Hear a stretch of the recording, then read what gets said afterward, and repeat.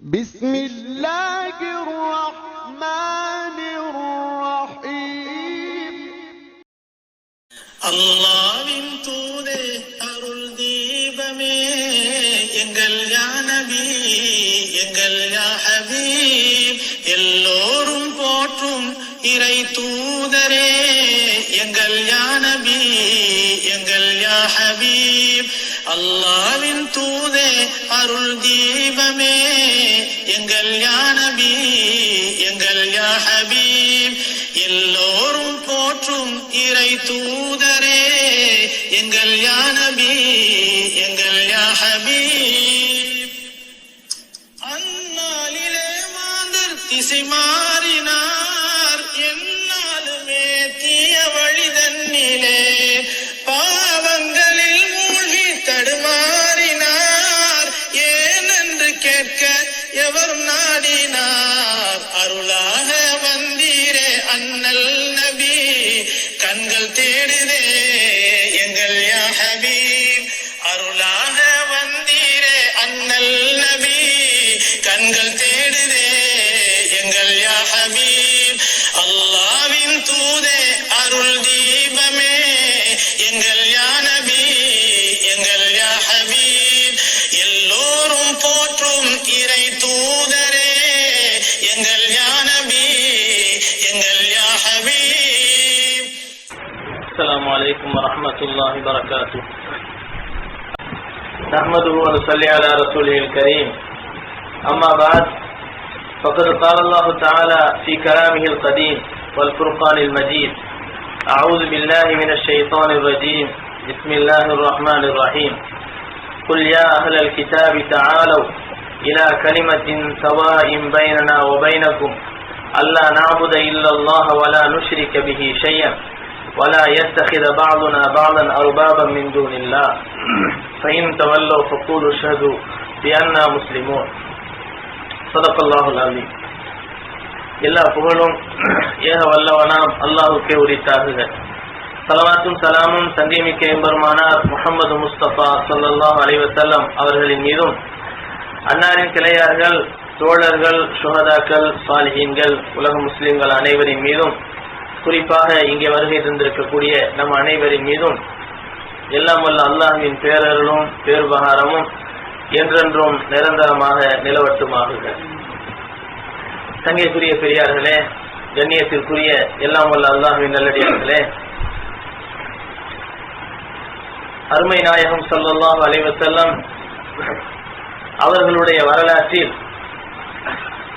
ஹிஜ்ரி 7வது வருடம் பெருமானார் ஸல்லல்லாஹு அலைஹி வஸல்லம் அவர்கள் தங்களுடைய அரபு நாட்டை சுற்றி இருந்த வல்லரசுகள் என்று சொல்லக்கூடிய மாபெரும் மன்னர்களுக்கு இஸ்லாமிய அழைப்பை கடிதம் மூலமாக அனுப்பினார்கள்.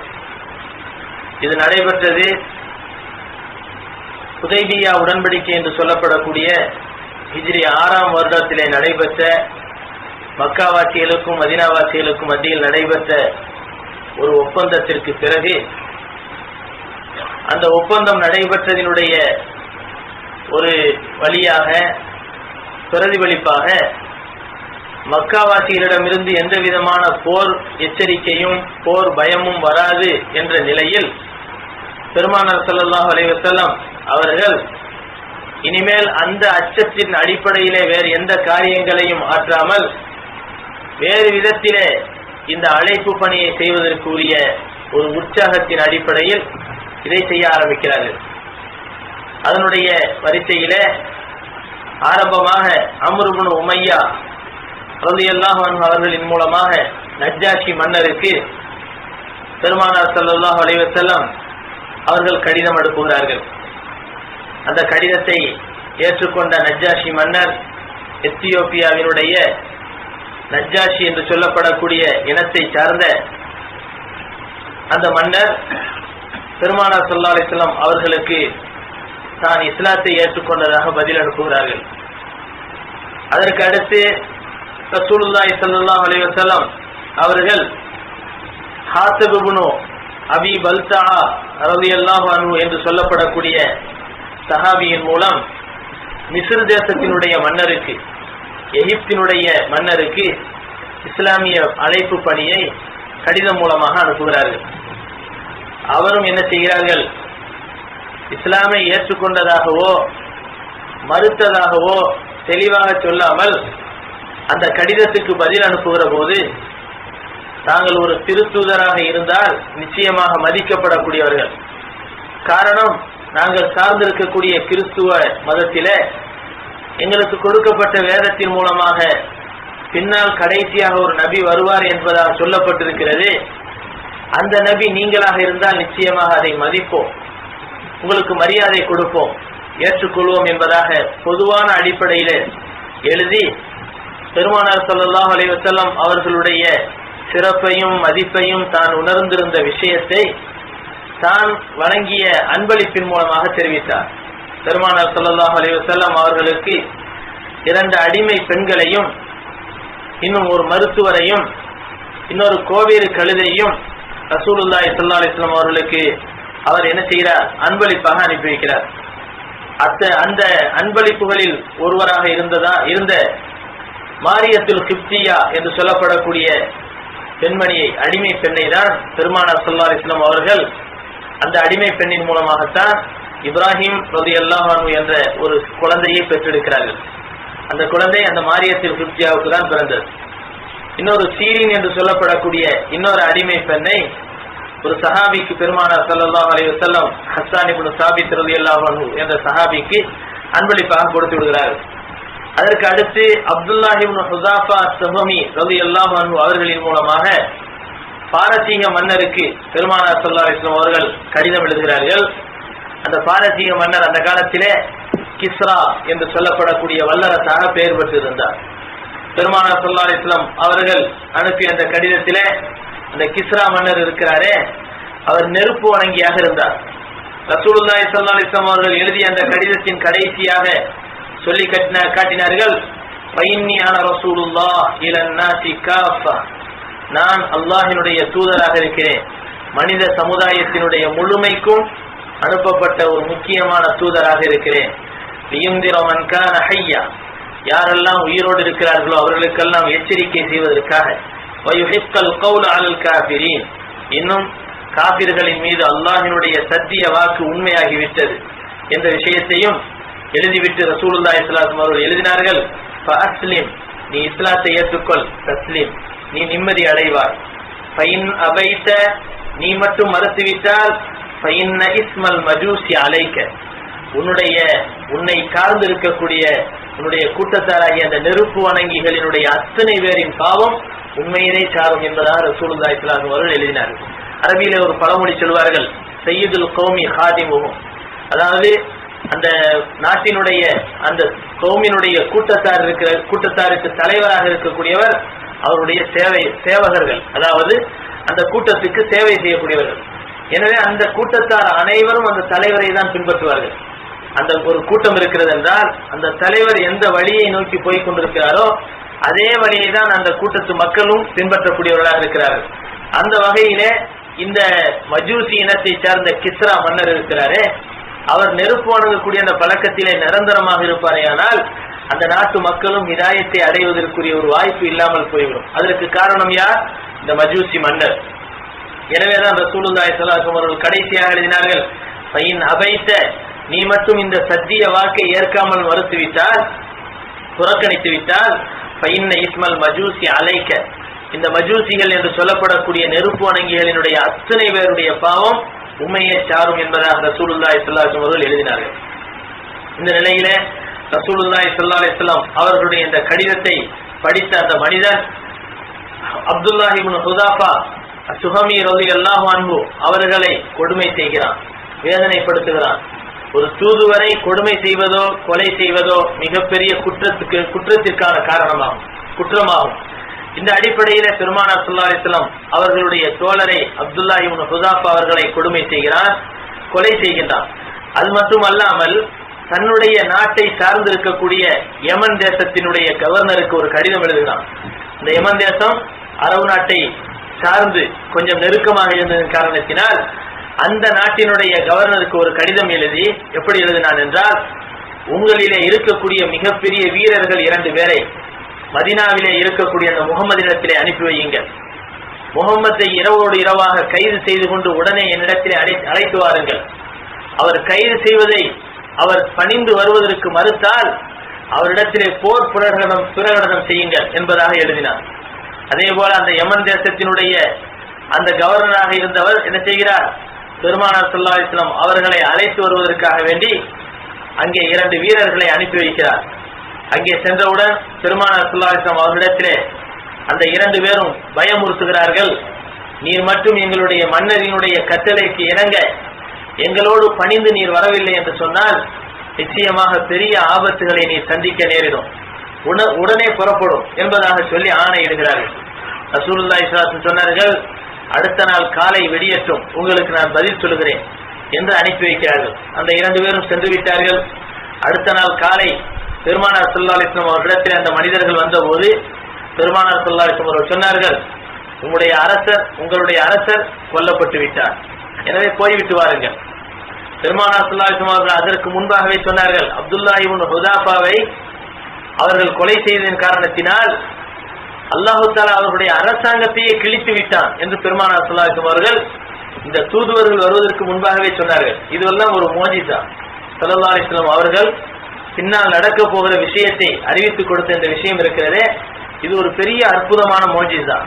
இந்த அடிப்படையில் ரசூலுல்லாஹி ஸல்லல்லாஹு அலைஹி வஸல்லம் அவர்கள் அந்த 2 பேரையும் அனுப்பி வைத்துவிட்டு அடுத்த நாள் வந்தவுடன் சொல்லி காட்டினார்கள், நீங்கள் செல்லுங்கள், உங்களுடைய மன்னர் கொல்லப்பட்டு விட்டார் என்பதாக சொன்னவுடன் உடனே என்ன சொல்லுகிறீர்? எங்களுடைய மன்னரை பற்றி இவ்வளவு இழிவாக பேசினால் நிச்சயமாக நாங்கள் சும்மா இருக்க மாட்டோம், எங்களுடைய மன்னர் சும்மா இருக்க மாட்டார், யாரை பற்றி என்ன சொல்கிறீர்கள் என்று தெரிந்துதான் பேசுகிறீர்களா என்றெல்லாம் மிரட்டினார்கள். நீங்கள் என்ன வேண்டுமானாலும் செய்யுங்கள், நடப்பு இதுதான் என்பதாக ரசூலுல்லாஹி ஸல்லல்லாஹு அலைஹி வஸல்லம் அவர்கள் சொல்லி அனுப்புகிறார்கள்.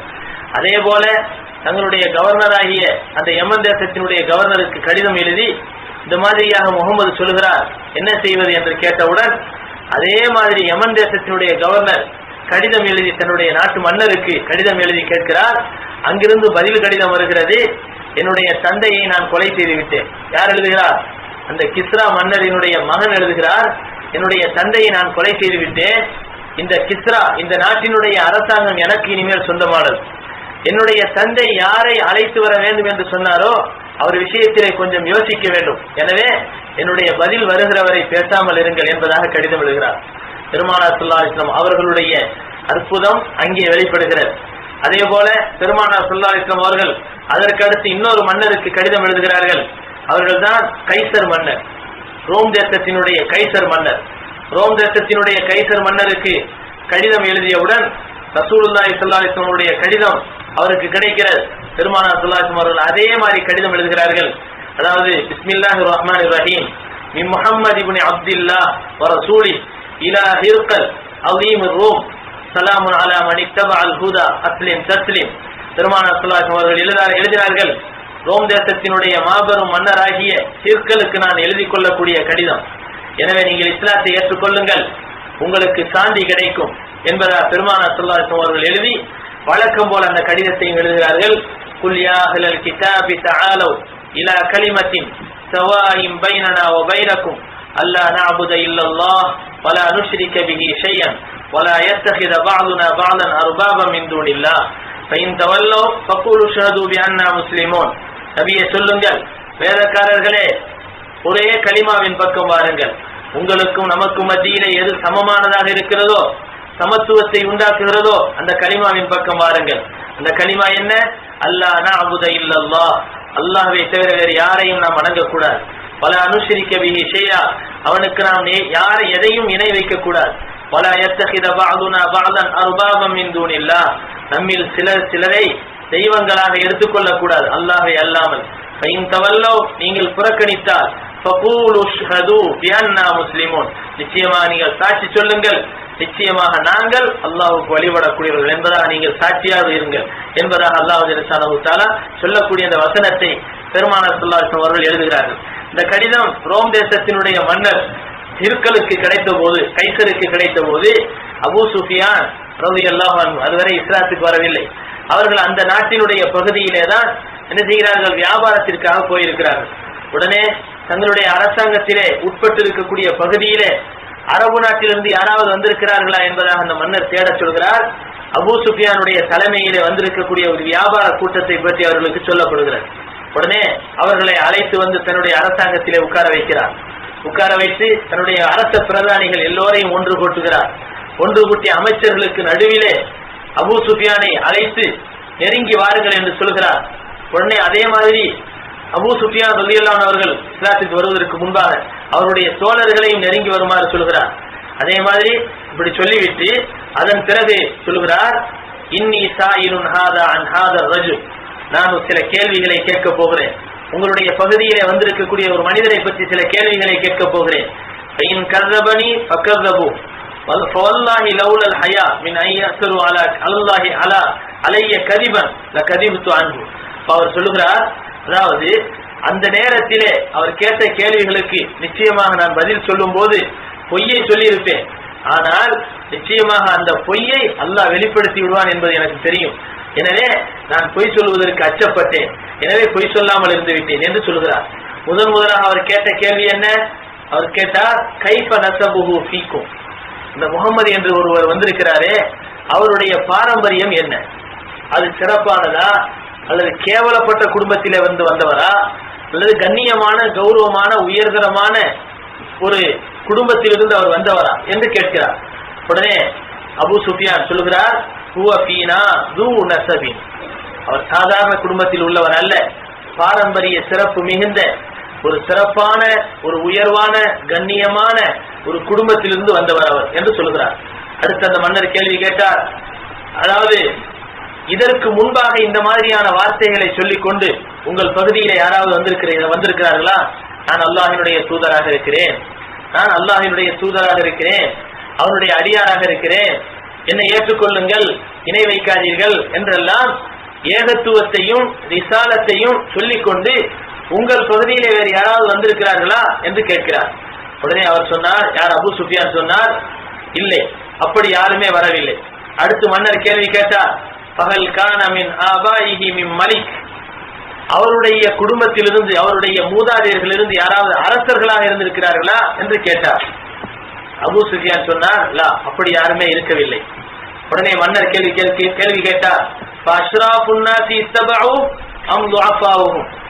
அந்த முகமது என்று சொல்லி தன்னை திருத்தூதராக சொல்லிக் கொண்டு வந்திருக்கிறாரே, அவரை பின்பற்றக்கூடிய மக்களினுடைய தகுதி என்ன, தராதரம் என்ன? அவர்கள் உயர்ந்த தலைமைத்துவத்தை பெற்றவர்களா அல்லது சாதாரண அடிமைகளும் பலகீனர்களும் தான் அவரை ஏற்றுக்கொள்கிறார்களா என்று கேட்டார். உடனே அபூ சுஃபியான் சொன்னார், இல்லை, எல்லோருமே பலகீனமானவர்களாகத்தான் இருக்கிறார்கள். அதிகமானவர்கள் யார்? எல்லோருமே பலகீனமானவர்கள், உரிமைகளை பறிக்கப்பட்டவர்கள் தான் அவரை பின்பற்றுகிறார்கள். உடனே அந்த மன்னர் கேட்டார், அயஸீதுனாம் யன்குஸூன், அந்த மக்கள் இருக்க இருக்க கூடிக்கொண்டே போகிறார்களா அல்லது பின்பற்றியவர்களும் திரும்ப வந்து குறைந்து கொண்டே போகிறார்களா என்று கேள்வி கேட்டார். உடனே அபூ சுஃபியான் சொன்னார், பல் யஸீதுன், இல்லை, நாங்கள் எவ்வளவு முட்டுக்கட்டை போட்டு பார்க்கிறோம், ஆனால் அவரை பின்பற்றக்கூடிய கூட்டத்தார்கள் கூடிக்கொண்டுதான் போகிறார்கள், குறைவதாக தெரியவில்லை. ஆனால் அந்த குறைவதற்காக வேண்டி நாங்கள் எவ்வளவு முயற்சிகளை மேற்கொள்கிறோம் என்று சொல்லி காட்டினார்.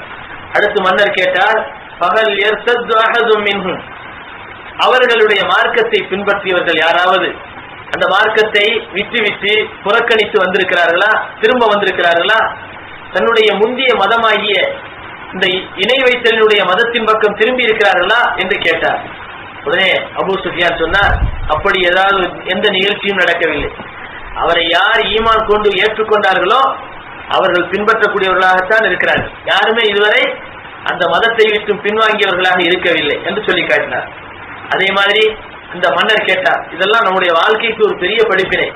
அந்த மன்னர் கேட்டார், ஃபஹல் தத்தஹிமூனஹு பில் கதிப், பொய்யை கொண்டு என்றைக்காவது அவரின் மீது நீங்கள் இட்டு கட்டி இருக்கிறீர்களா? அவர் பொய் சொல்லக்கூடியவர் என்று என்றைக்காவது அவரை பற்றி சொல்லி இருக்கிறீர்களா என்று கேட்டார். கபலா யகூலுமா கால, அதாவது நான் அல்லாஹ்வினுடைய தூதராக இருக்கிறேன் என்று சொல்லிக் கொண்டு வருகிறாரே இப்பொழுது, இதற்கு முன்பு அவருடைய பொது வாழ்க்கையில நபித்துவம் கிடைப்பதற்கு முன்பு அவர் பொய்யர் என்ற ஒரு பெயர் அவருக்கு என்றைக்காவது ஏற்பட்டது உண்டா என்று கேட்கிறார். உடனே அபூ சுஃபியான் சொன்னார், லா, அப்படி ஒரு பொய்யான விஷயம் அவரின் மீது ஏற்பட்டதே கிடையாது. அவருக்கு அஸ்வாதி, உண்மையாளர் என்ற ஒரு நல்ல பெயரே இருக்கிறது. எனவே அவர் பொய் சொன்னதே கிடையாது என்று சொல்லி காட்டுகிறார். உடனே அந்த அபூ சுஃபியான் இடத்திலே அந்த மன்னர் கேட்டார், பகல் எகுதீர், அவர் ஒப்பந்த முறிவுகள் ஏதாவது செய்திருக்கிறாரா, மோசடிகள் செய்திருக்கிறாரா? குல்து, அவர் சொன்னார், அபூ சுஃபியான் சொன்னார், லா வனஹனு மின்ஹு ஃபீ முத்தத்தின் லா நத்ரி மா ஹுவ ஃபாயிலுன் ஃபீஹா, இப்பொழுதுதான் நாங்கள் ஹுதைபியாவிலே உடன்படிக்கை செய்திருக்கிறோம், இது விஷயத்தில் அவர் எப்படி நடந்து கொள்கிறார்கள் என்று இனிமேல் தான் நாங்கள் எதிர்பார்க்க வேண்டும், இனிமேல் தான் நாங்கள் அதாவது பொறுத்திருந்து பார்க்க வேண்டும். அதை மதித்து அதை ஒப்பந்த முறிவு ஏற்படாமல் பார்த்துக் கொள்கிறாரா அல்லது அதற்கு மாற்றமாக நடந்து கொள்கிறாரா என்பதை இனிமேல் பொறுத்திருந்துதான் பார்க்க வேண்டும். ஆனால் இதற்கு முன்பு எந்த ஒப்பந்தத்தையும் அவர் மீறியதாக சரித்திரமே கிடையாது என்று சொல்லி காட்டினார். அதே மாதிரி அடுத்து அந்த மன்னர் கேட்டார், அதாவது இந்த கலிமா இருக்கிறதே, இந்த கலிமாவுக்கு எதிராக நீங்கள் அவரிடத்திலே போரிடுகிறீர்கள், இந்த சண்டையிலே அவர் என்றைக்காவது தோற்றது உண்டா? உடனே அவர் சொன்னார், எங்களுக்கு சில நேரங்களிலே வெற்றி ஏற்பட்டது உண்டு, அவருக்கு சில நேரங்களிலே வெற்றிகள் ஏற்பட்டது உண்டு என்று சொல்லி காட்டுகிறார். இப்படி பல வகையான விஷயங்களை அந்த அபூ சுஃபியான் இடத்திலே கேட்டபோது அபூ சுஃபியான் எதையுமே பொய் சொல்லவில்லை, எல்லாமே உண்மையை சொல்லி கொண்டிருக்கிறார், உண்மையே சொல்லிக் கொண்டிருந்தார். அடுத்து கடைசியாக அவர் கேட்ட கேள்வி, மாதா யஅமுருக்கும், இப்படி எல்லாம் சொல்லிக் கொண்டிருக்கிறாரே, அந்த மனிதர் என்ன சொல்லிக் கொண்டிருக்கிறார், என்ன உபதேசமாக உங்களுக்கு என்ன அட்வைஸ் செய்கிறார் என்று கேட்டார். உடனே அந்த அபூ சுஃபியான் சொன்னார், யகூலு, அவருடைய சில லட்சிய வார்த்தைகளே சிலவைதான். ஒன்று என்ன, வஅபுதுல்லாஹ வஹதா, அல்லாஹ் ஒருவனையே வணங்குங்கள், வலா துஷ்ரிகு பிஹி ஷையா, அல்லாஹ்வுக்கு நீங்கள் எதையும் இணை வைக்காதீர்கள், வத்ருக்கு மா யகூலு ஆபாவுக்கும், உங்களுடைய மூதாதையர்கள் எதை தெய்வங்களாக சொன்னார்களோ அதையெல்லாம் விட்டு விடுங்கள். அடுத்து யஅமுருனா பிஸ்ஸலாஹ், தொழுகையை ஏவுகிறார், வஸ்ஸிதுக், உண்மையை ஏவுகிறார், வல் அஃபாஃப், இன்னும் பத்தினித்தனத்தை ஏவுகிறார், அதாவது பாவமான விஷயங்களை செய்யக்கூடாது, திருடக்கூடாது, விபச்சாரம் செய்யக்கூடாது, இது மாதிரியான குற்றங்களை விட்டும் தங்களை பேணிக் கொள்ளுங்கள் என்று பத்தினித்தனத்தை பற்றி எங்களுக்கு உபதேசம் செய்கிறார். கடைசியாக ஒரு முக்கியமான விஷயம், ஃபஸ்ஸிலா, உறவு முறைகளை பேணுமாறும் எங்களுக்கு ஊக்கமூட்டுகிறார் என்றெல்லாம் சொல்லி காட்டினார்.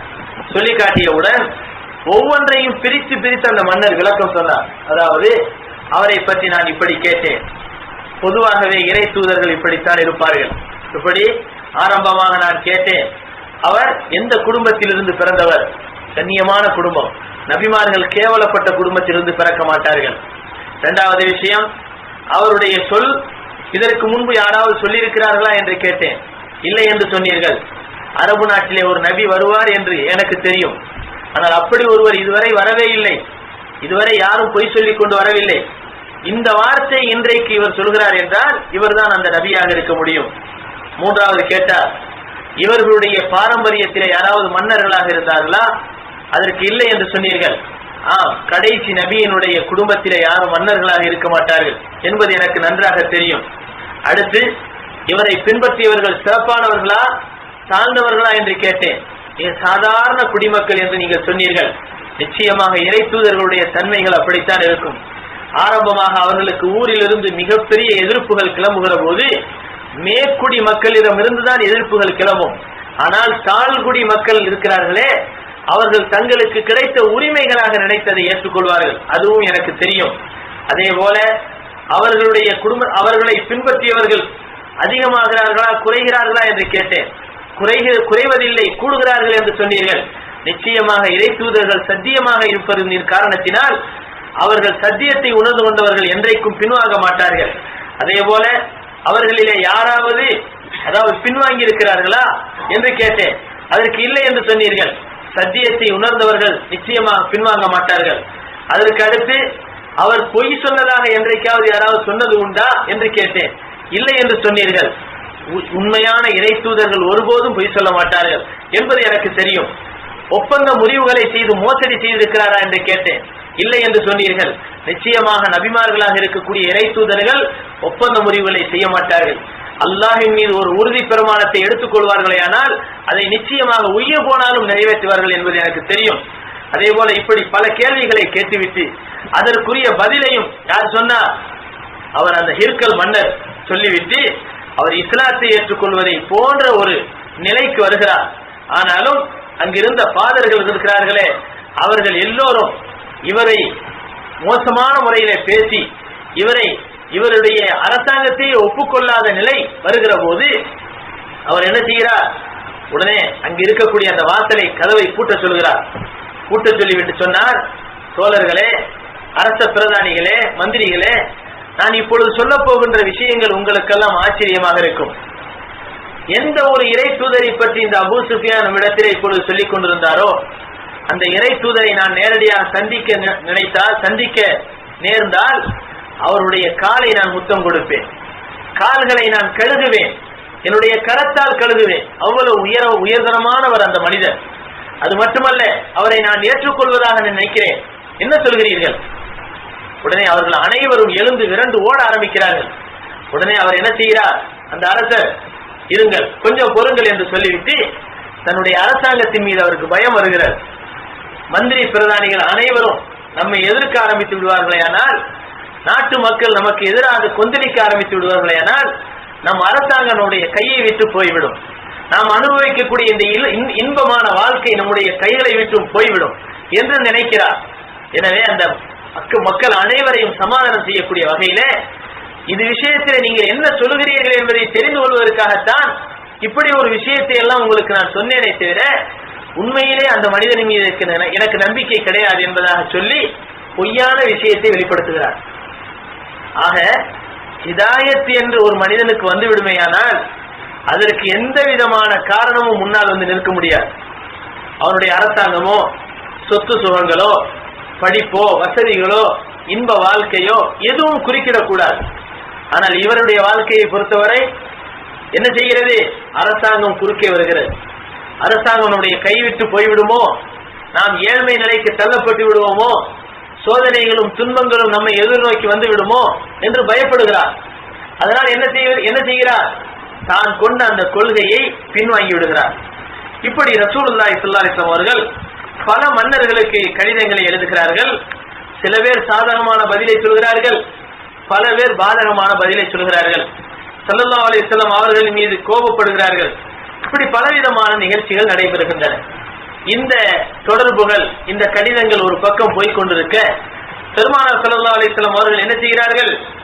அடுத்து இன்னொரு விஷயத்தையும் யோசிக்கிறார்கள். இப்பொழுது ஹுதைபியா உடன்படிக்கைக்கு பிறகு மக்காவாசிகள் அல்லது அந்த கூட்டத்தாரை சார்ந்திருக்கக்கூடிய ஆதரவாளர்கள் யாரும் 10 வருட காலத்திற்கு நம்மோடு சண்டை போட மாட்டார்கள். அப்போ மதீனாவை சுற்றி இருக்கக்கூடிய எந்த கூட்டத்தாரும் இனிமேல் 10 வருஷத்துக்கு சண்டை போட மாட்டாங்க. காரணம் என்ன? ஹுதைபியா உடன்படிக்கையில் எழுதப்பட்ட ஒரு முக்கியமான ஒப்பந்தம் 10 வருடத்திற்கு நமக்கு மத்தியில் சண்டை இருக்கக்கூடாது அப்படின்னு எழுதப்பட்ட விஷயம். எனவே சண்டை செய்வார்கள் என்ற அச்சம் நீங்கி விடுகிறது. எனவே பெருமானார் ஸல்லல்லாஹு அலைஹி வஸல்லம் அவர்களுக்கு எதிராக இருந்த 3 கூட்டத்தார்கள், ஒன்று மதீனாவுக்கு வெளியில இருந்த அந்த காபிர்கள், மக்காவாசிகளுடைய எதிர்ப்புகள், இவர்கள் முதல் எதிரிகள். இரண்டாவது எதிரிகள் யூதர்கள். அந்த யூதர்கள் மதீனாவுக்குள்ளே இருக்கக்கூடியவர்களாக இருக்கலாம், மதீனாவுக்குள்ளே என்றால் மதீனாவை சுற்றி இருக்கக்கூடியவர்களாக இருக்கலாம், அல்லது மதீனாவை விட்டும் தூரத்திலே இருக்கக்கூடியவர்களாக இருக்கலாம். இது இரண்டாவது எதிரிகள். மூன்றாவது எதிரிகள் உள்ளுக்குள்ளே இருக்கக்கூடிய உள்பூசலை உருவாக்கக்கூடிய அந்த முனாபிக்குகள். இந்த 3 பேரிலே ஏறக்குறைய அந்த முனாபிக்குகளுடைய துன்பங்களும் குறைந்து போயிட்டு இருக்கின்றன. காரணம், முஸ்லிம்களுடைய வெற்றி, அதிகப்படியான வெற்றியை பார்த்தவர்கள் அடங்கி இருக்கிறார்கள். வெளியில இருக்கக்கூடிய எதிர்ப்புகளிலே மக்காவாசிகளிடமிருந்து இனிமேல் பிரச்சனை வராது. இது ரெண்டும் நீங்கிருச்சு. மூணாவது ஸல்லல்லாஹு அலைஹி வஸல்லம் கவனம் எந்த பக்கம் போனுச்சுன்னு சொன்னா, மதீனாவுக்கு வெளியில இருந்து கொண்டு ஒவ்வொருத்தரா முஸ்லிம்களுக்கு எதிராக தூண்டி கொண்டிருந்தார்களே, அத்தகைய யூதர்களிடத்திலே சென்றது. இவர்களை விட்டு வைத்தால் நிச்சயமாக என்ன செய்வார்கள்? குறைஷிகளையும் தூண்ட நினைப்பார்கள், கத்ஃபான் என்று சொல்லக்கூடிய கூட்டத்தாரையும் தூண்டுவார்கள், வெளியிலே இருக்கக்கூடிய மற்ற யூதர்களையும் தூண்டுவார்கள், மதீனாவுக்குள்ளே இருக்கக்கூடிய முனாஃபிக்குகளையும் தூண்டுவார்கள். இப்படி பல விஷயங்களை அவர்கள் செய்து கொண்டிருந்தார்கள். எனவே இவர்களை எதிர்த்து போராட வேண்டும் என்று நினைக்கிறார்கள். இவர்களை அடக்கினால் மற்ற எந்த பிரச்சனையும் வராதுங்கிறத பெருமானார் ஸல்லல்லாஹு அலைஹி வஸல்லம் அவர்கள் தங்களுடைய யூகங்களால் அறிந்து கொள்கிறார்கள். எனவே அவர்களை அடக்குவதற்கு என்ன வழி என்பதை பெருமானார் ஸல்லல்லாஹு அலைஹி வஸல்லம் அவர்கள் திட்டம் போடுகிறார்கள். அந்த திட்டத்தின் விளைவாகத்தான் ஹைபர் யுத்தம் என்பது உருவானது. ஹைபர் என்ற யுத்தம் இருக்கிறதே, அந்த ஹைபர் என்ற ஒரு இடம் மதீனாவிலிருந்து 80 கிலோமீட்டர் தூரத்தில் இருக்கக்கூடிய ஒரு இடம். அந்த பகுதியில அந்த யூதர்கள், நாடு கடத்தப்பட்டவர்களும் சரி அல்லது யூதர்களும், மற்ற பகுதியிலே இருந்த யூதர்களும் சரி, என்ன செய்தார்கள்? அந்த பகுதியில தங்களுடைய அரசாங்கத்தை வைத்து நடத்தி கொண்டிருந்தார்கள். பெரிய பெரிய கோட்டைகளை தங்களுக்காக சொந்தமாக்கி கொண்டிருந்தார்கள். அதிகாரத்தை அந்த இடத்திலே வலுப்படுத்தி இருந்தார்கள். இந்த நிலைமையிலே ரசூலுல்லாஹி ஸல்லல்லாஹு அலைஹி வஸல்லம் அவர்களை அந்த மக்களிடத்திலே தாக்குதல் தொடுப்பதற்காக வேண்டி என்ன செய்கிறார்கள்? அந்த ஹைபர் யுத்தத்துக்கு புறப்படுகிறார்கள். ஹைபர் யுத்தம் இருக்கிறதே, அந்த மக்கள் பலம் வாய்ந்த மக்கள். ஆனாலும் ரசூலுல்லாஹி ஸல்லல்லாஹு அலைஹி வஸல்லம் அவர்கள் ஒரு அறிவிப்பு செய்கிறார்கள்.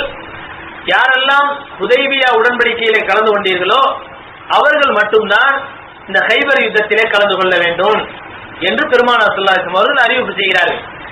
காரணம் என்னவென்றால், ஹுதைபியா உடன்படிக்கையை நோக்கி போகிற போது அந்த உம்ராவுக்கு உம்ரா என்ற எண்ணத்திலே தான் ஆரம்பத்தில் போனார்கள். அப்படி போகிற போது மதீனாவிலே இருக்கக்கூடிய முனாஃபிக்குகள் எல்லோரும் பின்வாங்கி விடுகிறார்கள். காரணம் என்ன? தொழுகணும், நோன்பு வைக்கணும், ஜக்காத்து கொடுக்கணும், உம்ரா செய்யணுங்கிற எண்ணம்லாம் அவங்களுக்கு என்ன இருக்க போது? நன்மையை நாடக்கூடியவர்களுக்கு தான் உம்ரா செய்யற நன்மை என்னுடைய ஆசை இருக்கும். ஆனா இவர்கள் ஈமானே இல்ல, உள்ளத்துல ஈமான் இல்ல, வெளிப்படையில ஈமானை ஏற்றுக்கொண்ட மாதிரி காட்டுறாங்க. அதனால அவங்களுக்கு நன்மையான விஷயம் தெரியல. அதனால என்ன செஞ்சாங்க? நீங்க வேண்டா உம்ராவுக்கு போயிட்டு வாங்க, நாங்கெல்லாம் வரமாட்டோம் அப்படின்னு பின்வாங்கிட்டாங்க. அப்படி பின்வாங்கினது மட்டும் இல்ல, போற இடத்துல மக்கா வாசியில் இவங்களை சும்மா விட மாட்டாங்க.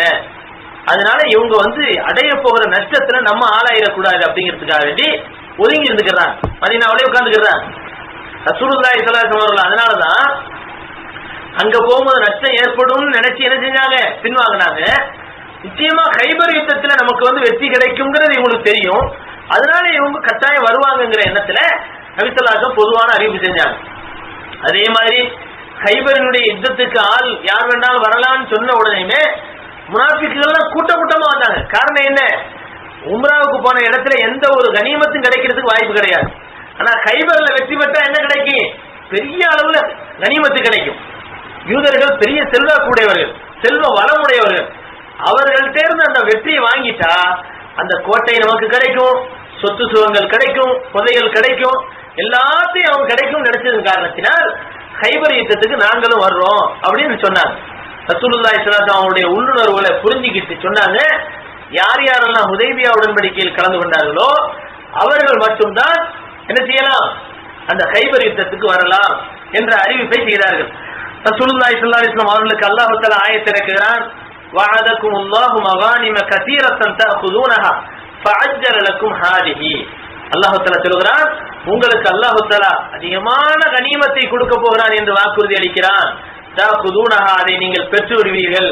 ஃபஅஜ்ஜல லக்கும் ஹாதிஹி, அதற்கு முன்பாக இதோ இந்த ஹுதைபியா உடன்படிக்கை நடைபெற்றிருக்கிறது என்று அல்லாஹ் சொல்கிறான். சூரத்து ஃபத்ஹில் அல்லாஹ் என்ன சொல்றான்? உங்களுக்கு வெற்றி கிடைச்சிருச்சுங்கிற விஷயத்தை அல்லாஹ் ஜல்ல ஷானஹு தஆலா அந்த சூரத்து ஃபத்ஹில் சொல்லிக்கிட்டே இது எதற்கு முன்மாதிரி தெரியுமா? ஃபத்ஹே மக்கா என்று இந்த ஹுதைபியா உடன்படிக்கை எதற்கு முன்மாதிரி தெரியுமா? பின்னால ஒரு பெரிய செல்வம் உங்களுக்கு கிடைக்க போகுது, அதற்கு ஒரு அடையாளமா தான் இந்த ஹுதைபியா உடன்படிக்கை நடந்திருக்குதுன்னு அல்லாஹ் சொல்றான். அப்போ இந்த உடன்படிக்கை அல்லாஹ் சொல்லிட்டு பின்னால ஒரு பெரிய செல்வம் கிடைக்க போறது அல்லாஹ் வாக்குறுதி அளிக்கிறான்னு சொன்னதுக்கு காரணம் முஃபஸ்ஸீர்கள் சொல்றாங்க, இந்த ஹுதைபியா உடன்படிக்கைக்கு அடுத்து நடைபெற போகின்ற ஏறக்குறைய துல்காதா மாசம் தான் ஹுதைபியா உடன்படிக்கை நடந்துச்சு. துல்காதா மாசம், அதுக்கு பின்னால ஹிஜ்ரி 6வது வருஷம், அதற்கு அடுத்து ஒரு 2 மாசம் 3 மாசத்துக்கு பிறகு, அதாவது துல்காதா, துல்ஹிஜ்ஜா, முஹர்ரமுடைய ஒரு பகுதியில மதீனாவுல இருந்தாங்க நபி ஸல்லல்லாஹு அலைஹி வஸல்லம், இன்னொரு பகுதியில கைபர் நோக்கி வர்றாங்க. அப்போ ஏறக்குறைய 3 மாசத்துக்குள்ள இந்த போரை நோக்கி போய்கிட்டு இருக்கிறாங்க. அப்ப அல்லாஹ் தஆலா வாக்குறுதி கொடுக்கிறான், அதிகமான கனிமத்து உங்களுக்கு கிடைக்க போகுது. அல்லாஹ்வுடைய வாக்குறுதி ரசூலுல்லாஹி ஸல்லல்லாஹு அலைஹி வஸல்லம் அவங்களுக்கு தெரியும். அதன் காரணத்தினால் அந்த கனிமத்து கெட்டவர்களுக்கு கிடைக்க கூடாதுங்கிற எண்ணத்துலதான் முனாஃபிக்குகள் அனைவரையும் தடுத்துறாங்க, யாரும் வரக்கூடாது அப்படின்றாங்க. அது அல்லாஹ் தஆலா சொல்லி காட்டுகிறான், சயகூலுல் முகல்லஃபூன இதன் தலக்தும் இலா மகானிம லிதஅகுதுஹா தருனா நத்தபிஉக்கும் யுரீதுன அன் யுபத்திலு கலாமல்லாஹ். நபியே, அந்த உங்களுக்கு மாறு செய்யக்கூடிய அந்த முரண்பாட்டாளர்கள் இருக்கிறார்களே, அவர்கள் நீங்கள் கனிமத்தை நோக்கி போவீர்களேயானால் எங்களை விட்டுருங்க, நாங்களும் வர்றோம் என்று சொல்லுவார்கள். அப்ப கனிமத்து கிடைக்கணும்னு ஆசைப்படுறாங்க. ஆனா யுரீதுன ஐபதிலு கலாம் அல்லாஹ், அவங்க என்ன நினைக்கிறாங்க, அல்லாஹ்வுடைய வாக்குறுதி மாறியதுன்னு நினைக்கிறாங்க. அப்ப நல்லவங்களுக்கு தான் அந்த கனிமத்து கிடைக்கணும்னு இருக்கக்கூடிய அல்லாஹ்வுடைய வாக்குறுதியை கலிமாவை மாற்றி நமக்கு கிடைக்கணும்னு நினைக்கிறாங்க. ஆனா குல் லன் தத்தபிஊனா, வேண்டாம், நீங்க எங்களோட பின்பற்ற வேண்டாம் என்று சொல்லிவிடுங்கள். கதாலிக்கும் கால அல்லாஹு மின் கபுல், இவ்வாறுதான் அல்லாஹ் உங்களுக்கு சொன்னான். ஃபஸயகூலுன பல் தஹ்சுதுனா, அவர்கள் சொல்வார்கள், இல்ல நீங்க வராதீங்க கைபருக்கு அப்படின்னு சொன்னா, இல்ல இல்ல எங்க மேல நீங்க பொறாமப்பட்டு தான் எங்களை வர வேணாம்னு சொல்றீங்க என்று சொல்லுவார்கள். பல் கானு லா யஃகஹூன இல்லா கலீலா, இல்லை நிச்சயமாக அவர்கள் விளங்க மாட்டார்கள், பல விஷயங்களை குறைவாகவே தவிர விளங்கிக் கொள்ள மாட்டார்கள் என்று அல்லாஹ் ஜல்லல்லாஹு தஆலா சொல்லி காட்டுகிறான். மதீனா விட்டு ரசூலுல்லாஹி ஸல்லல்லாஹு அலைஹி வஸல்லம் புறப்படுறாங்க. அந்த மதீனாவுக்கு சிபா இப்னு உர்ஃபுதா அல்-கிஃபாரி ரலியல்லாஹு அன்ஹு என்று சொல்லப்படக்கூடிய சஹாபியை மதீனாவுக்கு பிரதிநிதியாக, அதாவது கலீஃபாவாக ஆக்கிவிட்டு செல்கிறார். பிரதிநிதியாக ஆக்கிட்டு போறாங்க. ரசூலுல்லாஹி ஸல்லல்லாஹு அலைஹி வஸல்லம் அவர்கள் ஏதாவது வேற ஊருக்கு போனாங்கன்னு சொன்னா மதீனாவுக்கு தலைமை தாங்கிறதுக்காக இன்னொருத்தரங்க ஏற்படுத்திட்டு போவாங்க. அந்த வகையில சிபா இப்னு உர்ஃபுதா ரலியல்லாஹு அன்ஹு அவர்களை என்ன செய்யறாங்க, அங்க வச்சுட்டு போறாங்க. அதுக்கு போனதுக்கு பின்னால அங்க மதீனாவை நோக்கி யார் வர்றது, ஹிஜ்ரி 7வது வருஷம் தான் அபூ ஹுரைரா வர்றாங்க. ஹிஜ்ரி 7வது வருஷம் சவுசி கிளையிலிருந்து அபூ ஹுரைரா ரலியல்லாஹு அன்ஹு சில மனிதர்களை அழைத்துக் கொண்டு இஸ்லாத்தை ஏற்றுக்கொள்வதற்காக வருகிறார்கள். மதீனாவுக்கு வந்து பார்த்தா எல்லாரும் கைபருக்கு புறப்பட்டு போயிட்டாங்கன்னு விஷயம் தெரிஞ்ச உடனே யாரு, சிபா இப்னு உர்ஃபுதா ரலியல்லாஹு அன்ஹு அவர்களோடு ஃபஜ்ர் தொழுகையை நடத்திட்டு தனியா வந்து உட்கார்ந்து பேசுறாங்க. இப்ப அவர்களும் அவர்களுடைய சகாக்களும் நாமும் கைபர் யுத்தத்துக்கு போகணும்னு ஆசைப்பட்ட உடனே அவங்களுக்காக வாகனத்தை கட்டி என்ன செய்யறாங்க, அனுப்பி வைக்கிறாங்க. அப்ப அவர்களும் வந்து என்ன செஞ்சுக்கிறாங்க, கைபர் யுத்தத்துல வந்து கலந்துக்கிறாங்க. ஆனா இவர்கள் போய் சேரும் போது கைபரே முடிஞ்சிடும். கைபர் யுத்தம் முடிஞ்சிட்டு முஸ்லீம்கள் திரும்பி வந்துகிட்டு இருக்கிறாங்க. எதுக்காக இதை சொல்ல வரேன்னா, அபூ ஹுரைரா ரலியல்லாஹு அன்ஹு அவர்களின் மூலமாக நடைபெற்ற சேவைகள் ஏராளம். இந்த சமுதாயத்துக்கு ஹதீஸினுடைய ஒரு பெரிய தொகுப்பு கிடைச்சிருக்குதுன்னு சொன்னா அதுக்கு ஒரு பெரிய காரணமே யாரு, அபூ ஹுரைரா ரலியல்லாஹு அன்ஹு அவர்கள் தான். அபூ ஹுரைரா ரலியல்லாஹு அன்ஹு அவர்கள் ஸல்லல்லாஹு அலைஹி வஸல்லம் அவர்களை நிழல் போல தொடர்வார்கள். எல்லா நேரத்திலையும் எப்ப பார்த்தாலும் நிழல் போல தொடர்ந்து இருப்பாங்க. எந்த அளவுக்குன்னு சொன்னா நபி ஸல்லல்லாஹு அலைஹி வஸல்லம் அவர்கள் எல்லாரையும் சந்திக்க நினைப்பாங்க. ஆனா அபூ ஹுரைரா மட்டும் என்ன சொன்னாங்கன்னு சொன்னா, யா அபா ஹுரைரா ஸுர் கிப்பன் தஸ்தது ஹுப்பா, விட்டு விட்டு சந்தியுங்கள், அது உங்கள் முஹப்பத்தை அதிகப்படுத்தும் என்று சொல்லி காட்டினார். நீங்க எப்ப பார்த்தாலும் என் கூடவே இருக்கிறீங்க, ஆனா விட்டு விட்டு சந்தியுங்கள். கொஞ்ச நேரம் சந்திக்கிறது, போயிட்டு வர்றது, திரும்ப சந்திக்கிறது, அப்படி விட்டு விட்டு சந்திச்சாதான் அஸ்ஸலாமு அலைக்கும் எப்போ நீங்க நல்லா இருக்கீங்களா, பார்த்து ரொம்ப நாளாச்சா நம்ம கேட்போம். அப்படி இல்லாம எப்ப பார்த்தா எப்ப வெளியே போவான், எப்ப பார்த்தா நம்மளோடவே இருக்கிறான், சாப்பிட முடியல, குடிக்க முடியல, தூங்க முடியல. இது பொதுவான நபி ஸல்லல்லாஹு அலைஹி வஸல்லம் அப்படி நினைச்சிருக்க மாட்டாங்க. சக மனிதர்களா இருந்தா அப்படிதான் நினைப்பாங்க. அப்ப கூடவே இருக்கிறத விரும்ப மாட்டாங்க. ஆனா விட்டு விட்டு சந்திக்கும் போது ஒரு முகப்பத்து வரும். ஒரு மாசம் கழிச்சு எங்க ஊருக்கு போயிருந்தீங்களோ அப்படின்னு கேட்பாங்க. ஒரு 6 மாசம் ஆயிடுச்சாக்கு, என்ன ரொம்ப நாள் ஆச்சு பார்த்து, இதை விட்டு போயிட்டீங்களா, நீங்க போனது ரொம்ப மிஸ் பண்றேன் அப்படிம்பாங்க. இப்படி முகப்பத்துங்கிறது வந்து ரொம்ப நாள் நீட்டு வைக்கும் போது என்ன ஆகுது, முகப்பத்து அதிகமாகுது. இப்ப அதிகமான முகப்பத்து வரணும்னு சொன்னா ரொம்ப நாளைக்கு ஒருக்கா சந்திக்கணும் அப்படிங்கறத நபி ஸல்லல்லாஹு அலைஹி வஸல்லம் சொல்லி காட்டுறாங்க. அந்த அளவுக்கு அபூ ஹுரைரா ரலியல்லாஹு அன்ஹு அவர்கள் நபி ஸல்லல்லாஹு அலைஹி வஸல்லம் அவர் கூடவே இருந்தாங்க. இப்ப இந்த நிலைமை எதுக்காகன்னு சொன்னா, நபியினுடைய வாயிலிருந்து ஏதாவது வார்த்தை வராதா, அது நம்ம உடனே பதிவு பண்ணிக்கலாமே அப்படின்னு நினைச்சிருந்தாங்க. ஆனா இந்த நிலைமையில அபூ ஹுரைரா ரலியல்லாஹு அன்ஹுடைய முயற்சி இருக்குது. இந்த முயற்சியில சில நேரங்கள்ல அவருடைய அந்த மெமரி பவர் இருக்குது பாருங்க, மனன சக்தி, அது கொஞ்சம் குறைவா இருந்தது காரணத்தினால் ஸல்லல்லாஹு அலைஹி வஸல்லம் அவர்கள் சொல்றத சரியான முறையில மனசுல வச்சுக்கிற முடியல. அப்பதான் பெருமானார் ஸல்லல்லாஹு அலைஹி வஸல்லம் அவங்கள்ட்ட போய், அபூ ஹுரைரா ரலியல்லாஹு அன்ஹு அவர்கள் நபி ஸல்லல்லாஹு அலைஹி வஸல்லம் அவருடைய இந்த உலகத்தினுடைய முடிவு வரை, இந்த உலகத்திலிருந்து பிரியிற வரை அபூ ஹுரைரா ஏழ்மையிலே தான் இருந்தாங்க. எவ்வளவு பெரிய ஏழ்மைன்னு சொன்னா, மிம்பர் படிக்கு முன்னால உளுந்து குப்புறப்படுத்து கிடப்பாங்களாம், பச்சியில மயக்கப்பட்டு கிடப்பாங்க. அந்த அளவுக்கு பயங்கரமான ஒரு ஏழ்மையில தான் இருந்தாங்க. ஒரு தடவையாவது நபிட்ட போய் யார சொல்லலாம், எனக்கு செல்வம் வரணும்னு துஆ செய்யுங்க சொன்னது கிடையாது. அஸ்ஹாபு சுஃபாக்கள்ல முக்கியமான ஆளா இருந்தாங்க. அதாவது தங்களுடைய குடும்பம் கோத்திரம் எதுவுமே இல்லாம வரக்கூடியதை வச்சு சாப்பிட்டுக்கிட்டு, இல்லைன்னு சொன்னா அந்த இடத்துல ஏதாவது குர்ஆன் ஓதிக்கிட்டு இப்படி இருக்கிறாங்கல்ல, அந்த ஏழை அந்த திண்ணை தோழர்கள் அந்த கூட்டத்துல இவங்களும் ஒருத்தரா இருந்தாங்க. அந்த அபூ ஹுரைரா ரலியல்லாஹு அன்ஹு நபி ஸல்லல்லாஹு அலைஹி வஸல்லம் அவங்கள்ட்ட இருந்து கேட்ட ஒரு செல்வமே என்னன்னு சொன்னா, யா ரசூலல்லாஹ், அதனுடைய ஹதீஸை நான் எல்லா மக்களுக்கும் சொல்லணும்னு நினைக்கிறேன். ஆனா அதுக்கு என்னுடைய மனன சக்தியினுடைய குறைபாடு எனக்கு தடையாக இருக்குது. அதனால எனக்கு எதை கேட்கிறனோ மனப்படமாயிரும். அதுக்கு துவா செய்யுங்க, ஏதாவது செய்யுங்க. உடனே நபி ஸல்லல்லாஹு அலைஹி வஸல்லம் சொன்னாங்க, அபூ ஹுரைரா உன்னுடைய மேல கிடக்கிற துண்டை எடுத்து விரி அப்படின்னா. எடுத்து விரிச்சாங்க. நபி ஸல்லல்லாஹு அலைஹி வஸல்லம் என்ன செஞ்சாங்க, அப்படி அள்ளி போடுற மாதிரி என்னத்தையும் அள்ளி போட்டாங்க. ஒண்ணுமே இல்லை, கையால அப்படி அள்ளி போட்டாங்க. போட்டுட்டு அபூ ஹுரைரா அதை எடுத்து மடிச்சாங்க. மடிச்சு அப்படியே மனசோட அப்படி நெஞ்சோட அப்படி சேர்த்து அணைச்சிக்கிட்டாங்க. நபி ஸல்லல்லாஹு அலைஹி வஸல்லம் அவங்களை பத்தி அபூ ஹுரைரா ரலியல்லாஹு அன்ஹு சொன்னாங்க, அதற்கு பிறகு நபியிடமிருந்து எந்த வார்த்தையை கேட்டாலும் நான் திரும்பவும் சொல்லி பார்க்க மாட்டேன், ஆனா அது அப்படியே மனசுல பதிஞ்சிடும். நபி ஸல்லல்லாஹு அலைஹி வஸல்லம் மோஜிசா. நபி ஸல்லல்லாஹு அலைஹி வஸல்லம் அவர்கள் வேற ஒண்ணுமே செய்யல, சும்மா அள்ளி போடுற மாதிரி செஞ்சாங்க. துணியை எடுத்து மடிச்சு நெஞ்சோட அப்படி அணைச்சிக்கிற சொன்னாங்க. அல்லாஹ் தஆலா எவ்வளவு பெரிய ஒரு மருத்துவத்தை நபியினுடைய கையில கொடுத்துருக்கா பாருங்க.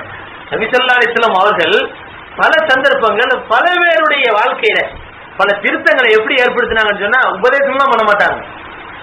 ஒரே அடி நெஞ்சில பார்த்து அடிச்சு அல்லாஹ்வை அஞ்சிக்கொள் அப்படிமா. ஒருத்தர் வந்தாரு, யா ரசூலல்லாஹ், நான் ஈமான் ஏத்துக்கிட்டேன், நீங்க என்னென்ன சட்டங்களை கடமைகளை சொல்றீங்களோ எல்லா கடமையும் நான் ஒப்புக்கிறேன், ஆனா என்னுடைய ஒரு சின்ன ஒரு கெட்ட பழக்கம் என்னன்னா விபச்சாரம் பண்ணாம இருக்க முடியாது, அது மட்டும் எனக்கு அனுமதி கொடுத்துருங்க அப்படின்னு சொன்னார். நபி ஸல்லல்லாஹு அலைஹி வஸல்லம் இங்க வாங்க பக்கத்துல கூப்பிட்டு சொன்னாங்க, தோழரே, உங்களுடைய தாய் விபச்சாரம் செய்வதை நீங்கள் விரும்புவீங்களா? உங்களுடைய தாயாரை யாராவது விபச்சாரம் பண்றதை விரும்புவீங்களா?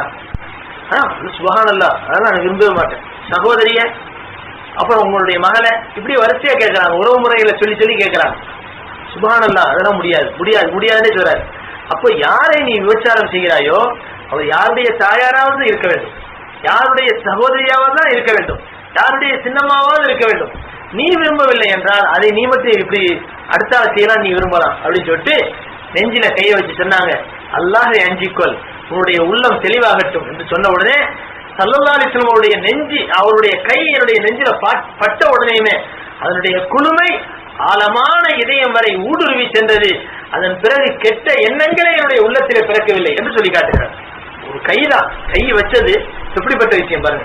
அது மாதிரி பாருங்க, நபி ஸல்லல்லாஹு அலைஹி வஸல்லம் அவர்களுடைய இன்னொரு பிலால், அவங்களுக்கு ரெண்டு வகையான பிலால் இருந்தாங்க. ஒருத்தவங்க பிலால் ரலியல்லாஹு அன்ஹு மதீனா இருந்தவங்க, இன்னொருத்தவங்க இப்னு உம்மி மக்தூம் ரலியல்லாஹு அன்ஹு. இவங்க அதாவது இன்னொரு சஹாபி. இப்ப அவங்க என்ன செய்யறாங்க, ஒரு தடவை இந்த கைபர் யுத்தத்துல தான் பெருமானார் ஸல்லல்லாஹு அலைஹி வஸல்லம் அவர்கள் போருக்கு போகும்போது அந்த வீதியில நின்று ஸல்லல்லாஹு அலைஹி வஸல்லம் அவர்கள் பாங்கு சொல்றாங்க, சஹாபாக்கள் பாங்கு சொல்றாங்க தொழுகைக்காக வேண்டி. அந்த பாங்க இவரும் இவருடைய சார்ந்த நண்பர்களும் திரும்ப சொல்லி கேலி பண்றாங்க. அப்போ பெருமானார் ஸல்லல்லாஹு அலைஹி வஸல்லம், யார் அந்த சிறுவர்கள், பிடிச்சி இழுத்துட்டு வாங்கிறாங்க. எல்லாரையும் கூட்டிட்டு முன்னால விட்டாச்சு. பெருமானார் ஸல்லல்லாஹு அலைஹி வஸல்லம் சொன்னாங்க, யாரு என்னுடைய இந்த மாதிரி பாங்கு சொன்ன உடனே அந்த வார்த்தையை திருப்பி சொன்னது யார் அப்படின்னாங்க. நாங்க இல்ல, நீங்க இல்ல அப்படி எல்லாருமே மறுக்கிறாங்க.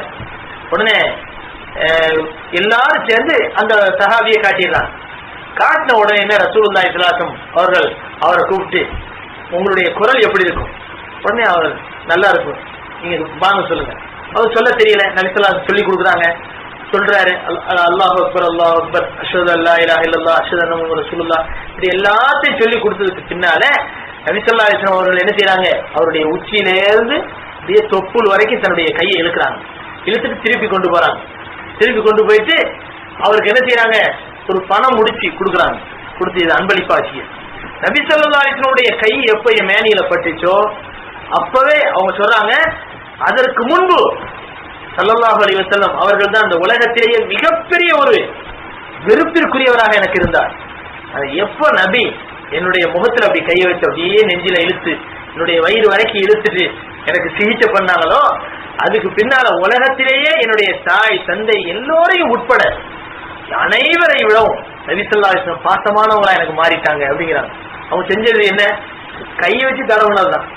இப்ப இவங்க தான் என்ன செய்யறாங்க, இன்னொரு பிலாலா இருந்தாங்க. இப்ப இப்படிப்பட்ட நிகழ்ச்சிகள் எல்லாம் எதன் மூலமா நடக்கிறது என்றால், நபி ஸல்லல்லாஹு அலைஹி வஸல்லம் அவர்களுடைய கரம் படுவதன் மூலமாகவே ஒரு பெரிய மாற்றம்.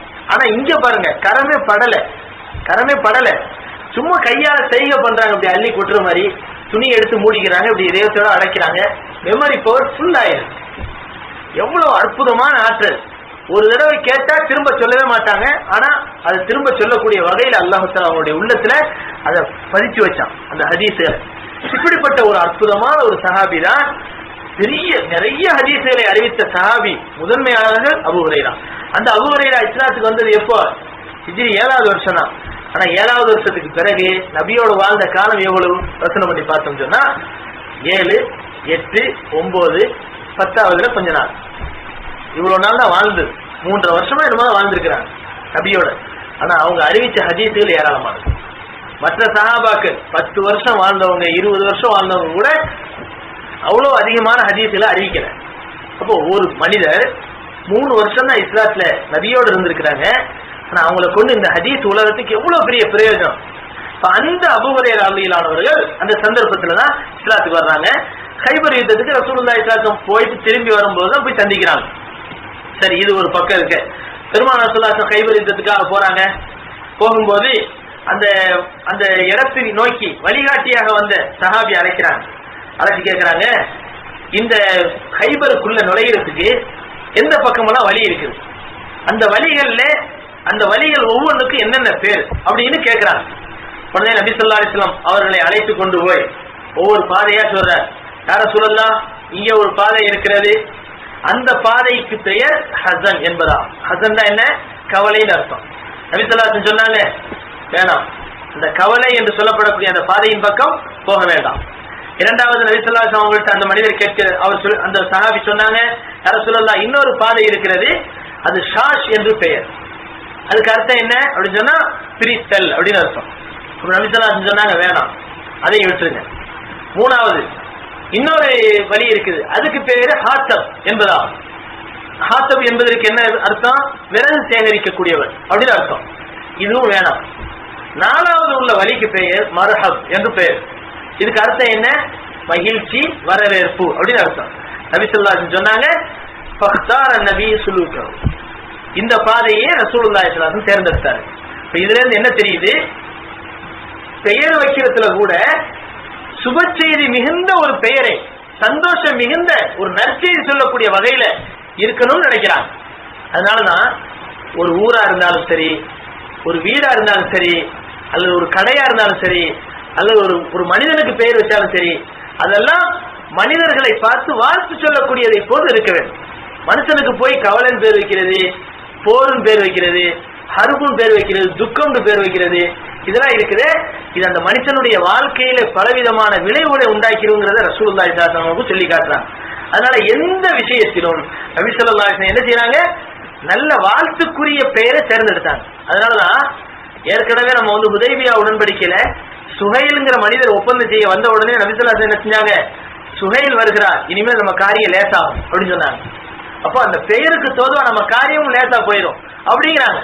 அப்போ எந்த ஒரு பணிக்காக எந்த ஒரு மனிதரை அனுப்பினாலும் அந்த கூட்டம் ஒரு நிறைவான முறையில இருக்கணும்னா ஒரு வார்த்தை சொல்வதை போன்று பெயரும் அமைஞ்சிருக்கணும். அப்படிங்கிற மாதிரி நபி ஸல்லல்லாஹு அலைஹி வஸல்லம் வாழ்க்கையில பல விஷயங்களை செயல்படுத்தி காட்டுறாங்க. நம்ம யாருக்காவது சுப செய்தி அனுப்புறதுக்காக வேண்டி, ஒரு கல்யாண பொண்ணுக்கு கல்யாண மாப்பிள்ளை 2 பேரையும் வாழ்த்து அனுப்புறதுக்காக வேண்டி யாரையும் ஒருத்தர் அனுப்பும் போது அவருக்கு முடுவு பிடிச்சவன் பேர் உள்ளதையெல்லாம் அனுப்பிடக்கூடாது. அப்படி அனுப்புனா என்ன ஆயிடும்? அந்த வாழ்க்கை அப்படித்தான் இருக்கும். வாழ்த்து சொல்ற மாதிரி அனுப்பணும். அப்ப அந்த மாதிரி ஆட்களை பார்க்கும்போது பெயர் என்னப்பா, அந்த பெயரை கேட்ட உடனே பெயரே முடுவு பிடிச்ச மாதிரி இருக்கு அப்படிங்கிற மாதிரி மக்கள் சொல்லக்கூடாது. அப்போ பெருமானார் ஸல்லல்லாஹு அலைஹி வஸல்லம் அவர்கள் எல்லா பக்கமும் எதை விரும்பினாங்க? வாழ்த்து சொல்வதை போன்ற ஒரு நிலையை பெருமானார் ஸல்லல்லாஹு அலைஹி வஸல்லம் அவர்கள் விரும்பினார்கள். அதற்கு அடுத்து ரசூலுல்லாஹி ஸல்லல்லாஹு அலைஹி வஸல்லம் அவர்கள் என்ன செய்யறாங்க? போய் ஏறக்குறைய 8 கோட்டைகள் இருந்தது. ஹைபர் கோட்டை இருக்குது, அந்த யூதர்களுக்கு சொந்தமான கோட்டை. 8 கோட்டைகள். அந்த 8 கோட்டையிலையும் பெருமானார் ஸல்லல்லாஹு அலைஹி வஸல்லம் எல்லா கோட்டைகளையும் சுற்றி நபி ஸல்லல்லாஹு அலைஹி வஸல்லம் நின்றுக்கிறாங்க. ஒரு கோட்டைக்கு அருகிலே ரசூலுல்லாஹி ஸல்லல்லாஹு அலைஹி வஸல்லம் அவர்கள் நின்று கொள்கிறார்கள். நின்ற உடனேயுமே அது ஆரம்பமா இருக்கக்கூடிய கோட்டை எது அப்படின்னு சொன்னா, முதல்ல இருக்கக்கூடிய கோட்டை மர்ஹப் என்று சொல்லப்படக்கூடிய அரசனுக்கு கீழே இருக்கக்கூடிய ஒரு கோட்டை. இந்த கோட்டையை ரசூலுல்லாஹி ஸல்லல்லாஹு அலைஹி வஸல்லம் அவர்கள் சண்டை போட்டு பிடிக்கணுங்கிறதுக்காக வேண்டி முதல்ல போன உடனேயுமே தோழர்கள் என்ன செய்யறாங்க? பாட்டு படிக்கிறாங்க. அந்த பாடல்கள்ல சொல்றாங்க, அல்லாஹும்ம லௌலா அன்த மஹ்ததைனா, யா அல்லாஹ் நீ இல்லை என்றால் எங்களுக்கு நேர்வழி கிடைத்திருக்காது. வலா தஸத்தக்னா வலா ஸல்லைனா, நாங்கள் சதக்காவும் கொடுத்திருக்க மாட்டோம், இன்னும் தொழுதும் இருக்க மாட்டோம். ஃபக்ஃபிர் ஃபிதாலக மா தகைனா, இன்னும் யா அல்லாஹ் எங்களுடைய பாவங்களை நீ மன்னித்து விடுவாயாக. ஃபஸப்பித்தில் அக்தாம இல்லா கைனா, நாங்கள் எதிரிகளை சந்திக்கக்கூடிய அந்த நாளையிலே எங்களுடைய பாதங்களை ஸ்திரப்படுத்துவாயாக. பால்கையன் சகீனத்தன் அலைனா, எங்களின் மீது நிம்மதியை நீ இறக்குவாயாக. இன்னா இதா சீஹபீனா அபைனா, எங்களை நோக்கி அவர்கள் சோதனையிலே ஆழ்த்த வேண்டும் என்று நினைப்பார்களே, ஆனால் அவர்களை நாங்கள் தடுப்போம். அவ்வளவு அலைனா, இன்னும் அவர்களை நாங்கள் முழு மூச்சோடு எதிர்ப்போம் என்பதாக சொல்லிக் கொண்டிருந்தார்கள். இந்த கவிதையை படித்தவங்க யாரு? ஆமீர் ரலியல்லாஹு அன்ஹு. பெருமானார் ஸல்லல்லாஹு அலைஹி வஸல்லம் அவர்கள் கேட்டார்கள், இந்த மனிதர் யார்? மன்ஹாத சாயிர், இதோ இந்த ஒட்டகங்களை எல்லாம் இப்படி பாடல் படித்துக் கொண்டு ஓட்டி கொண்டு போகிறாரே, இந்த மனிதர் யார் என்று கேட்டார்கள். ரசூலுல்லாஹி ஸல்லல்லாஹு அலைஹி வஸல்லம் அவர்களிடத்திலே சொல்லப்பட்டது ஆமீர் இப்னுல் அக்வா என்று சொல்லப்பட்டது. ரசூலுல்லாஹி ஸல்லல்லாஹு அலைஹி வஸல்லம் சொன்னார்கள், யர்ஹமுல்லாஹ், அல்லாஹ் அவருக்கு ரஹ்மத் செய்வானார். பெருமானார் ஸல்லல்லாஹு அலைஹி வஸல்லம் அவர்கள் யாரை பார்த்து போருக்கு செல்கிற போது யர்ஹமுல்லாஹ்னு சொல்வாங்களோ அவர் ஷஹீதாக போகிறார்னு அர்த்தம். இது ஒரு அடையாளம். ஸல்லல்லாஹு அலைஹி வஸல்லம் அவர்கள் ஒரு மனிதரை பார்த்து ரஹிமஹுல்லாஹ் யர்ஹமுல்லாஹ் அப்படின்னு சொல்லிட்டாரே, அவரை அல்லாஹ் தஆலா ஷஹீதாக்க போறான் அப்படின்னு அர்த்தம். அதனால இன்னைக்கு நம்ம மர்ஹூம்னு சொல்றோம். மூத்தா போனவங்களுக்கு மர்ஹூம்னு என்ன சொல்றோம்? அல்லாஹ்வுடைய ரஹமத்துக்கு ஆளாக்கப்பட்டவர்கள். அப்போ மௌத்துங்கிறது ஒரு ரஹமத்து அப்படிங்கிறது தெரியுது. சரி, பெருமானார் ஸல்லல்லாஹு அலைஹி வஸல்லம் இந்த வார்த்தையை சொன்ன உடனேமே ரசூலுல்லாஹி ஸல்லல்லாஹு அலைஹி வஸல்லம் அவர்களிடத்திலே ஒரு மனிதர் கேட்டார், யா ரசூலல்லாஹ் வஜபத் யா நபி அல்லாஹ், அவருக்கு நீங்க எப்போ யர்ஹமுல்லாஹ்னு சொல்லிட்டீங்களோ அவருக்கு மூத்து கடமையா போச்சு. போற இடத்துல மூத்தா போறான்னு எனக்கு தெரியும். இருந்தாலும் லவ்லா கொஞ்ச நாள் அவர் இருக்க கூடாதா? இருந்தா இவருடைய கவிதையின் மூலமாக இன்னும் கொஞ்சம் நாங்க இன்பமா இருப்போமே. அவர் போற இடங்கள்லாம் இப்படி கவிதை படிச்சு எங்களை உற்சாகம் ஊட்டுவாரு, கொஞ்ச நாள் இருக்க வைக்க கூடாதா அப்படின்னு வேண்டுகிறார். அப்ப சஹாபாக்களுக்கு நம்பிக்கை இருந்தது. நபி ஸல்லல்லாஹு அலைஹி வஸல்லம் வார்த்தையால இப்படி ஒரு நிகழ்ச்சி நடந்துருச்சுன்னு சொன்னா ஷஹீத் ஆயிடுவாங்க அப்படின்னு நினைக்கிறாங்க. அதே போல ரசூலுல்லாஹி ஸல்லல்லாஹு அலைஹி வஸல்லம் அவர்கள் போற வழியில சஹாபாக்கள் என்ன செய்யறாங்க? ஒரு இடத்துல சத்தம் போட்டு அல்லாஹு அக்பர் அல்லாஹு அக்பர் லா இலாஹ இல்லல்லாஹ் அப்படின்னு சத்தம் போடுறாங்க.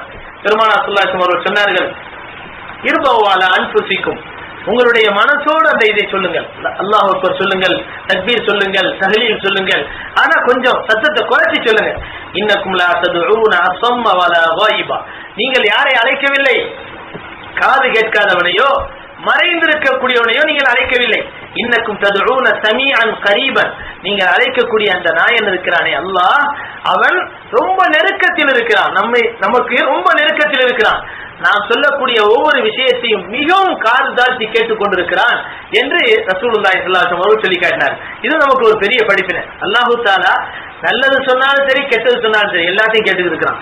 திக்ர் செய்யும் போது சத்தமோடு செய்யறோம், காரணம் அல்லாஹ்வுக்கு விளங்கணும், நம்மள அல்லாஹ் ஏத்துக்கணும். ஆனா ரகசியம் பேசுறோம், அடுத்தவனுக்கு வேண வைக்கும் போது ரகசியம் பேசுறோம். ஆனா அந்த வேண வைக்கும் போது ரகசியம் பேசுறோமே, அதையும் அல்லாஹ் கேட்கிறானா இல்லையா? சத்தம் போட்டா மட்டும்தான் அல்லாஹ் கேட்கிறானா? சத்தம் இல்லாம ரகசியமா பேசினா கூட அல்லாஹ் கேட்கதான் செய்யணும். அப்போ பாவம் செய்யும் போதும் அல்லாஹ் நினைக்கணும், நன்மை செய்யும் போதும் அல்லாஹ் நினைக்கணும். இப்படி அல்லாஹ்வை நினைப்பதின் மூலமாக பாவம் செய்யறதை விட்டு விடக்கூடிய தன்மை வரும், நன்மை செய்யக்கூடிய அதிகமான நன்மைகள் நம்முடைய உள்ளத்துல உருவாகணுங்கிறதுக்காக வேண்டிதான் ரசூலுல்லாஹி ஸல்லல்லாஹு அலைஹி வஸல்லம் அவர்கள் என்ன செய்யறாங்க? இந்த மாதிரி சொல்லி காட்டுறாங்க. அதற்கு அடுத்து ரசூலுல்லாஹி ஸல்லல்லாஹு அலைஹி வஸல்லம் அவர்கள் கைபர் யுத்தத்துக்காக வேண்டிய அந்த கோட்டைக்கு முன்னால எல்லாரையும் நிறுத்தி வைக்கிறாங்க. வரிசையா நிறுத்தி வச்சதுக்கு பின்னால பெருமானார் ஸல்லல்லாஹு அலைஹி வஸல்லம் துஆ செய்றாங்க, அல்லாஹும்ம ரப்பஸ் ஸமாவாத்தி ஸப்இ வல் வமா அضللن, யா அல்லாஹ் இந்த 7 வானங்களுக்கு கீழே இருக்கக்கூடிய வஸ்துக்கள் அனைத்தினுடைய இரட்சகனே, வரப்பல் அர்தீன ஸப்இ வமா அக்லல், இன்னும் 7 பூமிக்கு கீழே இருக்கக்கூடிய வஸ்துக்களினுடைய ஆற்றல் மிகுந்த அந்த இரட்சகனே, வரப்ப ஷயாத்தீன் வமா அضلل, இன்னும் ஷைத்தான்களுடைய இரட்சகனே, அவர்களால் வழியெடுக்கப்படக்கூடியவர்களுடைய இரட்சகனே, ஃபைன்னா லனஸ்அலுக கைர ஹாதிஹில் கர்யா, இந்த ஊரினுடைய நன்மையை நாங்கள் வேண்டுகிறோம். இது கைபருக்கு போனதுனால கேட்ட துவா மட்டும் கிடையாது, எந்த ஊருக்கு போனாலும் நம்ம இந்த துவாவை கேட்கலாம். பெருமானார் ஸல்லல்லாஹு அலைஹி வஸல்லம் கேட்கக்கூடிய அந்த துவாவினுடைய கருத்து நமக்கு நல்லா தெரியும். ஸல்லல்லாஹு அலைஹி வஸல்லம் சொல்றாங்க, ஃபைன்னா லனஸ்அலுக கைர ஹாதிஹில் கர்யா, அல்லாஹ் இந்த ஊரினுடைய கைரை நாங்கள் உன்னிடத்திலே வேண்டுகிறோம். வகைர அஹ்லிஹா, இந்த ஊர் மக்களினுடைய நன்மையை நாங்கள் வேண்டுகிறோம். வகைரமா ஃபீஹா, இந்த ஊரிலே இருக்கக்கூடிய வஸ்துக்களின் மூலமாக நன்மையை நாங்கள் வேண்டுகிறோம். வனஊது பிக மின் ஷர்ரி ஹாதிஹில் கர்யா, இந்த ஊரினுடைய தீமையை விட்டு உன்னிடத்திலே பாதுகாப்பு தேடுகிறோம். வஷர்ர அஹ்லிஹா, இந்த ஊர் மக்களினுடைய தீமைகளை விட்டும் பாதுகாப்பு தேடுகிறோம். வமா வஷர்ர மாஃபிஹா, இந்த ஊரினுடைய வஸ்துக்களினுடைய அல்லது சீதோஷண நிலைகள் இதனுடைய தீமைகளை விட்டு உன்னிடத்துல பாதுகாப்பு தேடுகிறோம் என்று சொல்லிவிட்டு ஸல்லல்லாஹு அலைஹி வஸல்லம் சொன்னார்கள், முன்னேறுங்கள் அல்லாஹ்வினுடைய பெயரை கொண்டு என்று சொல்கிறார்கள். அதே மாதிரி முன்னேறுகிறார்கள். இரவோடு இரவாக அந்த கோட்டைக்கு முன்பாக சென்று தங்குகிறார்கள். தங்கியதற்கு பிறகு ரசூலுல்லாஹி ஸல்லல்லாஹு அலைஹி வஸல்லம் அவர்கள் சொல்கிறார்கள், நாளை காலை ஒரு மனிதனுடைய கையிலே கொடியை கொடுப்பேன், அல்லாஹ் அவருடைய கையின் மூலமாக வெற்றியை கொடுப்பான், அவருடைய கையில அல்லாஹ் வெற்றியை கொடுப்பான் என்று ஸல்லல்லாஹு அலைஹி வஸல்லம் சொன்னார்கள். அடுத்த நாள் காலம் வந்த உடனேமே ஃபஜ்ர் தொழுகை முடியுது.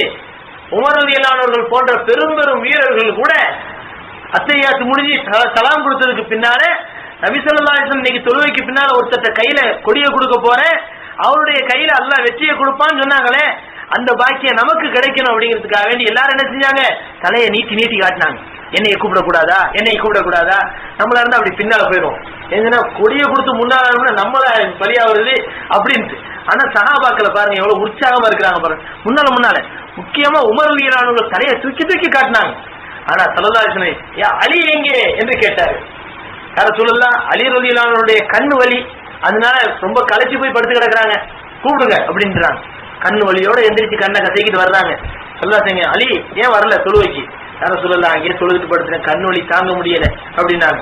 உடனே ரசூலுல்லாஹி ஸல்லல்லாஹு அலைஹி வஸல்லம் அந்த கண்ணில் தன்னுடைய எச்சிலை உமிழ்கிறார், தடவுகிறார்கள். அதற்கு பிறகு சொல்கிறார்கள், எந்த கண்ணில் ரசூலுல்லாஹி ஸல்லல்லாஹு அலைஹி வஸல்லம் அவர்கள் எச்சில் உமிழ்ந்தார்களோ வாழ்நாள் முழுவதும் அந்த கண்ணிலே நோயே ஏற்படாததை நான் பார்த்தேன் என்று சொன்னார்கள். மற்ற கண்ணை விட இந்த கண் அவ்வளவு பிரகாசமாக இருந்தது, ஒளியும் மங்கவில்லை, அதிலே எந்த நோயும் ஏற்படவில்லை, வலியும் ஏற்படவில்லை. ஸல்லல்லாஹு அலைஹி வஸல்லம் ஒரு வெள்ளை கொடியை தயார் செய்து அவருடைய கையிலே கொடுத்து சொன்னார்கள், அலி பார்சிலு இலை, செல்லுங்கள் இவர்களிடத்தில் நீங்கள் செல்லுங்கள், அவர்களிடத்தில் சென்று சண்டையிடுங்கள், அவர்களிடத்தில் நீங்கள் மக்களிடம் நேர்வழியின் பக்கம் அலையுங்கள் என்று சொன்னார்கள். ரசூலுல்லாஹி ஸல்லல்லாஹு அலைஹி வஸல்லம் அவரிடத்தில் அலி ரலியல்லாஹு அன்ஹு அவர்கள் கேட்டார்கள், யா ரசூலல்லாஹ் உகாத்திலுஹும் ஹத்தா யகூனு மிஸ்லனா, அவர்கள் நம்மை போன்று முஸ்லிம்களாக ஆகிற வரை நான் இடத்திலே சண்டை செய்யட்டுமா? பெருமானார் ஸல்லல்லாஹு அலைஹி வஸல்லம் அவர்கள் வன்முறை விரும்பாதவர்கள். சொன்னார்கள், அன்சித் அலா ரிஸ்லி, மெதுவாக போங்கள், ஹத்தா தன்சில ஃபி சாஹத்திஹிம், அவர்களுடைய மைதானத்தில் இறங்குங்கள், தும்மதுஹும் இலல் இஸ்லாம், அவர்களை இஸ்லாத்தின் பக்கம் முதலில் அழையுங்கள், வஅக்பிர்ஹும் பிமா யஜிபு அலைஹிம் மின் ஹக்கில்லாஹி ஃபீ, அல்லாஹ் எதை கடமையாக்கி இருக்கிறானோ அதை அவர்களிடத்திலே சொல்லுங்கள், இதெல்லாம் முதல்ல சொல்லுங்க. அதுக்கு அடுத்து சொன்னாங்க, சண்டை செய்யறதுக்கு அவங்களுடைய குறிக்கோள் இருந்துச்சுன்னா எப்படி சொல்லியிருப்பாங்க? பெருமானார் ஸல்லல்லாஹு அலைஹி வஸல்லம் அதுக்கு பின்னால் சொன்னாங்க, ஃபவல்லாஹி லஅன் யஹ்தியல்லாஹு பிக ரஜுலன் வாஹிதன் கைருல் லக மின் அன் யகூன லக ஹும்ருன் நிஅம். ஸல்லல்லாஹு அலைஹி வஸல்லம் சொல்லி காட்டினார்கள், அல்லாஹு தஆலா உன் மூலமாக ஒரே ஒரு மனிதருக்கு ஹிதாயத்தை கொடுப்பது உனக்கு சிறந்ததாகும். எதைவிட என்று சொன்னால், சிகப்பு ஒட்டகங்கள் உனக்கு அன்பளிப்பாக கிடைப்பதை விட உனக்கு ஒரு மனிதருக்கு ஹிதாயத்தை கொடுக்கின்ற பாக்கியம் இருக்கிறதே அது மிக சிறந்ததாகும் என்று ரசூலுல்லாஹி ஸல்லல்லாஹு அலைஹி வஸல்லம் சொல்லி காட்டினார். கண்ணியமானவர்களே, இது நமக்கெல்லாம் ஒரு பெரிய விஷயம். நம்ம வியாபாரத்துல பல பேரை சந்திக்கிறோம், தொழில் துறையில பல பேரை சந்திக்கிறோம், பஸ்ல போகும்போது சந்திக்கிறோம், எம்ஆர்டில போகும்போது சந்திக்கிறோம், வெளிநாட்டுக்கு போகும்போது நம்ம பிளைட்ல உட்கார்ந்து இருக்கும்போது பல பேரை சந்திக்கிறோம். பேச்சு வாக்கில் அவங்க நண்பர்களா போறாங்க, தாவா எடுத்து வைக்கணும், அவங்களுக்கு நல்ல விஷயத்தை சொல்லணும், இஸ்லாமிய வாழ்க்கையை எடுத்து சொல்லணும், இஸ்லாமிய பண்பாடுகளை எடுத்து சொல்லணும். அதன் மூலமாக ஒரே ஒரு மனிதனுடைய உள்ளத்துல ஒரு 50 பேரை சந்திக்கிறோம் நம்ம வாழ்க்கையில, ஒரு மனிதனுடைய உள்ளத்துல ஒரு மாற்றம் ஏற்பட்ட ஒரு முஸ்லீம் ஆகிறதுக்கு நம்ம காரணமா ஆயிட்டோம் சொன்னா, அல்லாஹு தஆலா நபி ஸல்லல்லாஹு அலைஹி வஸல்லம் இன்னொரு ஹதீஸ்ல சொன்னாங்க, இந்த உலகத்தினுடைய எல்லா பொருட்களும் எல்லா செல்வங்களும் வளங்களும் கிடைப்பதை விட நமக்கு மிகப்பெரிய சிறப்பு கிடைக்கும் என்பதா ரசூலுல்லாஹி ஸல்லல்லாஹு அலைஹி வஸல்லம் சொல்லி காட்டினார். அதனால அல்லாஹ் நம்மின் மூலமாக யாருக்காவது ஹிதாயத்து கொடுக்க வேண்டும், அந்த பாக்கியத்தை நம்ம தேடிக்கிறோம், அந்த முயற்சியை நம்ம மேற்கொள்ளணும். அப்போ சஹாபாக்கள் எல்லாம் கோட்டைக்கு முன்னால கூடி இருக்கிறாங்க. இப்போ போர் நடக்க போகுது. முதல் கோட்டை நாயிம் என்ற கோட்டை, அந்த கோட்டையினுடைய மன்னனாக இருந்தவன் மர்ஹப் என்று சொல்லக்கூடியவன். அவனை பற்றி அரபு நாட்டிலே பேசிக் கொள்வார்கள், 1000 வீரர்களுக்கு சமமானவன் என்பதாக பேசிக் கொள்வார்கள். அப்படிப்பட்ட மா வீரன் அந்த கோட்டையில் இருந்து வெளியே வருகிறான். வெளியிலே வந்து சொல்கிறான், என்னிடத்தில் யாராவது மோதுபவர்கள் உண்டா என்று கேட்டான். உடனேதான் சஹாபாக்கள் எல்லோரும் பிரமித்து போய் நிற்கிறார்கள். அப்பொழுது ஒரு மனிதர் முன்னால் வருகிறார். யார் தெரியுமா? அங்கே கவிதை படித்தாரே அவர் முன்னால் வருகிறார். ஆமீர் ரலியல்லாஹு அன்ஹு அந்த சஹாபி முன்னால் வருகிறார்கள். ஆனால் அந்த மர்ஹப் என்ன கவிதை படித்தான் தெரியுமா?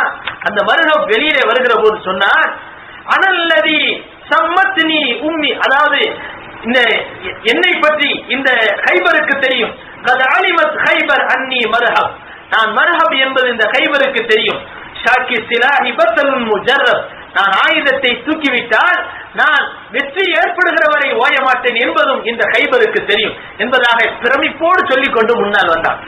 அவர்களை எதிர்த்துதான் அபு ஆமீர் ரலியல்லாஹு அன்ஹு அவர்கள் அங்கே வருகிறார்கள். வந்து 2 பேருக்கு சண்டை நடக்குது. இப்போ இந்த சண்டையில என்ன நடந்தது, ஆரம்பமா என்ன நடந்தது என்ற விஷயத்தை இன்ஷா அல்லாஹ் வரக்கூடிய வாரம் சொல்லப்படும். அல்லாஹ் தஆலா எதை சொன்னோமோ எதை கேட்டோமோ அதன்படி அமல் செய்யக்கூடிய தௌஃபீக்கை அல்லாஹ் நம் அனைவருக்கும் தந்தருள் புரிவானாக. ஆகிர் தாவானா அல்ஹம்துலில்லாஹி ரப்பில் ஆலமீன். அல்ஹம்துலில்லாஹி ரப்பில் ஆலமீன். அல்லாஹும்ம ஸல்லி அலா சய்யிதினா முஹம்மதின் وعلى آل سيدنا محمد وبارك وسلم عليه. سبحان الله وبحمده سبحانك اللهم وبحمدك ونشهد أن لا إله إلا أنت ونستغفرك ونتوب إليك. اللهم أرنا الحق حقا وارزقنا اتباعه وأرنا الباطل باطلا وارزقنا اجتنابه. ربنا آتنا في الدنيا حسنة وفي الآخرة حسنة وقنا عذاب النار. صل وسلم على رسولك سيدنا محمد وعلى آله وأصحابه أجمعين برحمتك يا أرحم الراحمين. والحمد لله رب العالمين. صلى الله على محمد صلى الله عليه وسلم. صلى الله على محمد صلى الله عليه وسلم. صلى الله على محمد يا رب صل عليه وسلم. السلام عليكم.